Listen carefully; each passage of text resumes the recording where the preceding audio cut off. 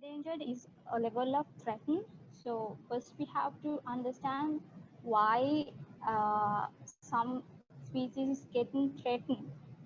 First of all, what is threatened? We have to know that. So threatened is a state when any species, animal, plant, fungi, some pronounce these as fungi in American English. Anyways, any of such species that are vulnerable to endangerment in the near future are considered as threatened species. There are some images of threatened species around the world. Lichens, even corals are threatened. So when we talk about threatened species, we often mention about the IUCN Red List. So let's see what's IUCN Red List is. First, IUCN stands for International Union for Conservation of Natures. It was established in 1964 and they have evolved over the years to be the most comprehensive information source in the world on the conservation status of animals, plants, and fungi. So they maintain this list of threatened species, and it is called the IUCN Red List. They timely assess and update their list. The headquarters of IUCN is in United Kingdom. You can easily access their online database using their website. The web address is shown in here, the slide. So in the IUCN Red List, species are categorized into mainly 7 groups after they assess the status. These are the criteria they use to categorize species: rate of decline, population size, area of geographic distribution, degree of population, distribution fragmentation. Uh, so this is the first or the fine category of a species status. A taxon or a species is considered as extinct when there is no scientifically acceptable doubt that the last individual of that certain species has died. A taxon is presumed extinct when exhaustive surveys is known, as well as expected habitats at appropriate times such as diurnal, seasonal, and annual throughout its historical range have failed to record any individual. These surveys should be conducted over a time frame appropriate to the life cycle and life form of the species.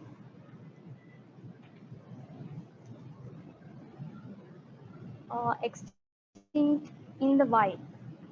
When a species is known only from any form of captivity, a zoo or a conservation program anywhere, and not a single individual to be found in the natural habitat or in the wild, that species is considered as extinct in the wild. Uh, Presumption and surveys are same as with extinct species. Only difference is when extinct, nowhere, even in captivity or in the wild, you can find a species. But when extinct in wild, you can always find at least one individual in a captive condition. Critically endangered are the species that facing extremely high risk of being extinct in the wild. Endangered are the species that face extremely high risk of being critically endangered. Therefore, they can step further and get extinct in the wild in future as well. Vulnerable are the species facing extremely high risk of being endangered. When a taxon has been evaluated and does not qualify for previously mentioned threatened categories, yet close or most likely to be qualified for a threatened category in the near future, such species are are categorized as near threatened species.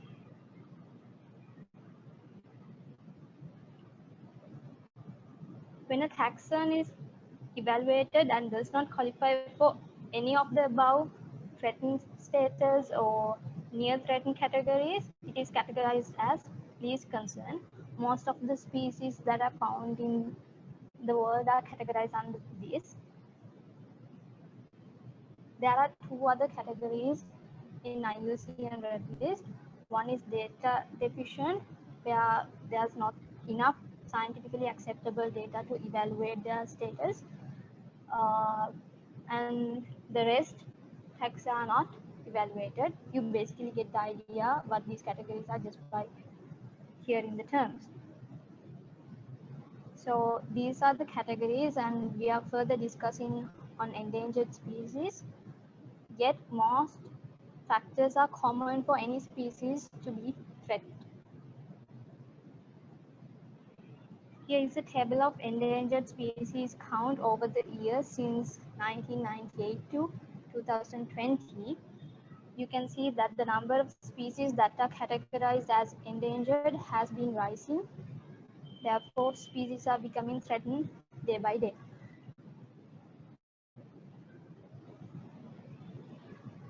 This here is a table showing conservation status of various faunal groups in Sri Lanka, vertebrates and invertebrates. Here marked in red is the endangered category. You can see the total number of endangered species, and endemic species count is shown within the brackets.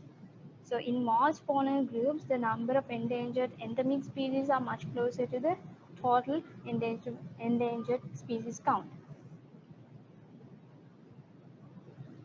Now we know how we categorize a species as endangered. Let's see how a species become endangered. The major causes include habitat loss, overexploitation of species, impact from invasive species, climate change, and pollution.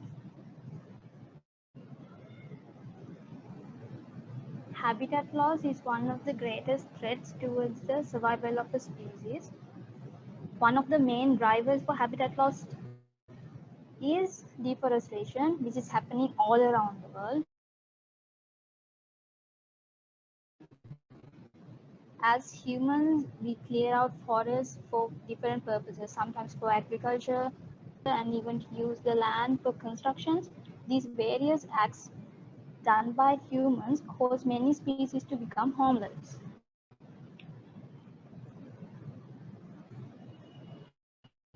Overexploitation of species happens when the rate of removal exceeds the rate of reproduction of a species. It is like if there's some specific product everyone wants to buy, or the frequency of buying is high, but the production speed is low, the product will go out of stock, right? It's something like that. Well, hunting, fishing, trapping, and collecting are main examples for overexploitation. Uh, these might be for economical purposes or even personal requirements. So when someone is collecting for a personal purpose, they would think I am only one person and I am taking only a single individual out of a whole population. But imagine hundred thousands of people thinking the same way and collecting one individual at a time. So the result will be 100,000. So they see the act of themselves only, but altogether 100,000 of individuals are being removed from their natural habitat. A recent incident where hunting and habitat loss both caused extinction of a species is the incident with passenger pigeon. They were hunted for food, feathered pillows. Uh, Once they were estimated to have a population of about 5 billion, yet hunting and habitat loss led to their extinction.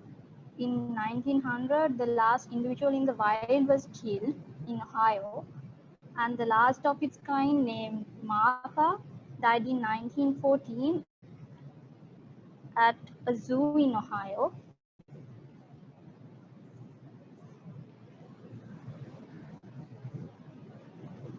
So then we come to invasive species. They are also a factor that has an impact on the survival of the species, the natural species. Over the years, about 118 mammal species were introduced at several instances, more than probably 800 events. Species that were introduced to several areas of the world include domestic rabbits, cats, dogs, pigs, rats, cattle, and sometimes even freshwater fish and birds. These interactions are done by humans. Sometimes interactions are done by humans on purpose and sometimes by accident. Uh, Sometimes even if a wild species is introduced to a different habitat that is outside of its natural range, it might become an invasive species that has a threat towards the species that were originally living in that area. So it doesn't have to always be a domestic species to be invasive. Invasive species compete for food and territory and may even prey on native species. They also act as carriers for various diseases. So a disease that may have not originally found among the natural population might get affected upon the arrival of these invasive species. Climate change. This is a well-known and frequently spoken topic. Therefore, you all have an idea, at least at a basic level, what are the causes and effect of climate change. There are numerous causes acts done by humans and numerous impacts as well. I'll keep it short. Burning fossil fuels and releasing greenhouse gases are amongst the causes. Over the last century, more than 1.4 degrees of Fahrenheit has increased in average global temperature. Due to global warming, interglacial happens where the sea level rises, intense weather pattern occurs, and we can experience climate shifts.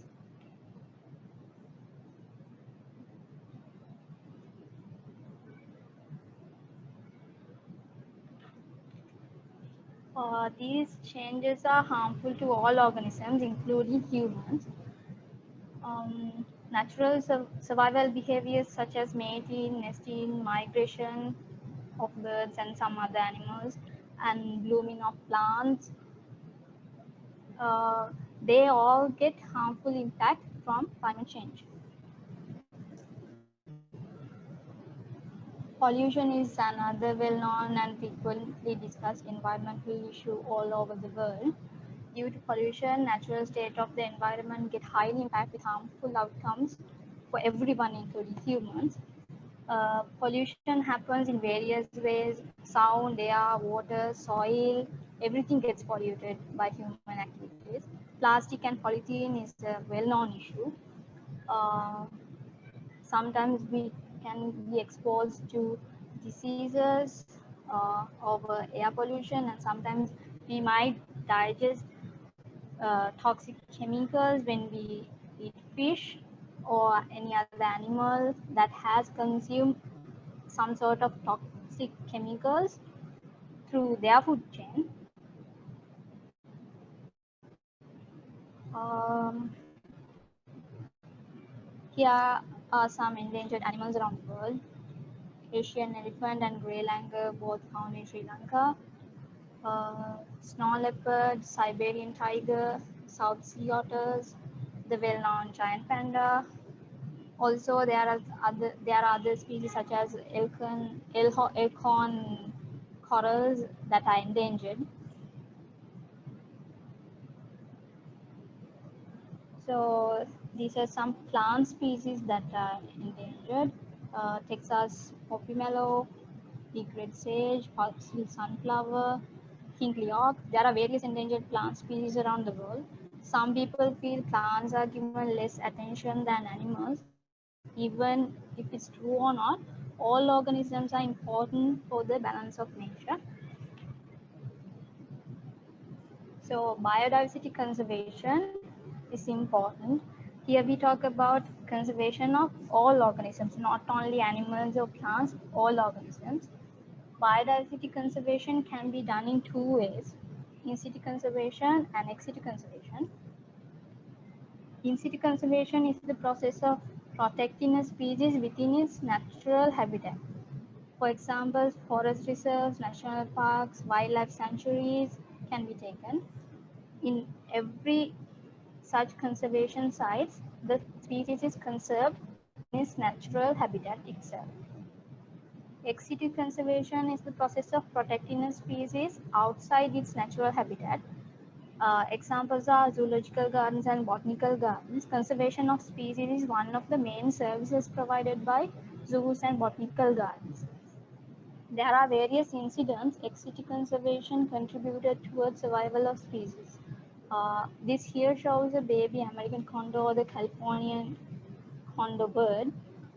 They became extinct in the wild in around 1987, but they were bred in captivity and then reintroduced as a conservation measure taken by the United States government. Still, they are under threat as the population is unstable, but they didn't go extinct overall.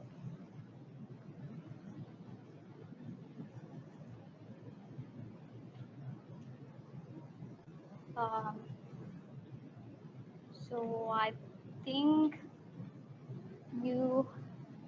I was able to explain simply about endangered species and their conservation, uh, how they get threatened, and what are the conservation measures can be taken.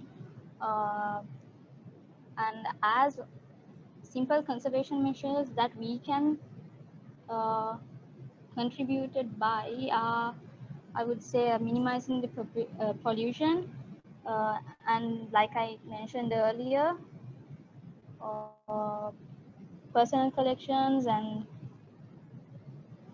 gathering, hunting, and everything, we can stop that. And most likely, one of the main things we can do is make awareness, pass your knowledge to others, explore more about how you can contribute and engage in such activities.